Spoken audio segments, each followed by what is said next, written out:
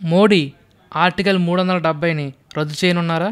భారత రాజ్యాంగంలో ఆర్టికల్ 370 అసలు భారత రాజ్యాంగం ప్రకారం 370 ఆర్టికల్ అంటే ఏంటి? ముఖ్యంగా ప్రతి భారతీయుడు ఈ ఆర్టికల్ 370 అంటే ఏంటో తెలుసుకోవాలి.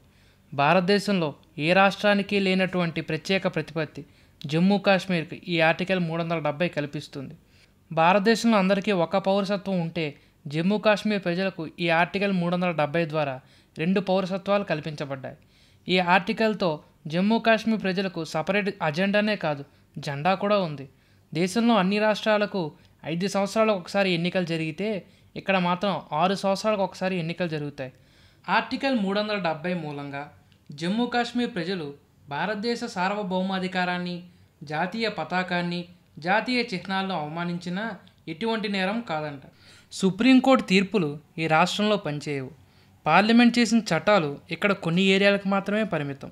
జమ్మూ కాశ్మీర్లో ఉండే కాశ్మీరీ యువతి దేశంలో వేరే ఏ రాష్ట్ర పౌరుణ్ణి పెళ్లి చేసుకుంటే ఆమెకు కాశ్మీరీ పౌరసత్వం రద్దవుతుంది. అదే పాకిస్తాన్ యువకుడిని పెళ్లి చేసుకుంటే మాత్రం పెళ్లి చేసుకున్న భర్తకు కాశ్మీరీ పౌరసత్వం లభిస్తుంది. ఆర్టికల్ 370 మూలంగా ఆర్టీఏ చట్టాలు ఇక్కడ పనిచేయవు. ఆర్టీఈ ఇక్కడ అప్లై చేయబడదు. కాక్కు ఇక్కడ తనిఖీలు చేసే అధికారం లేదు. జమ్మూ కాశ్మీర్ మహిళలపై షరియా చట్టాలు అమలు చేయబడతాయి. అక్కడ పంచాయతీలకు ఎటువంటి అధికారాలు లేవు. కాశ్మీర్లో మైనారిటీలకు అంటే హిందువులు, సిక్కులు, బౌద్ధులు రాజ్యాంగబద్ధంగా రావాల్సిన 16% రిజర్వేషన్లు అమలు కావటం లేదు.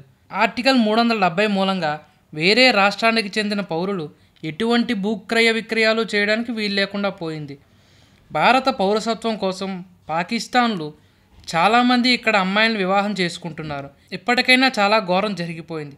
ప్రభుత్వ కేంద్రంలో నరేంద్ర మోడీ ఆధ్వర్యంలో కొలువు తీరిన బీజేపీ సర్కార్ ఈ ఆర్టికల్ 370 రద్దు చేయడానికి పావులు కదుపుతోంది.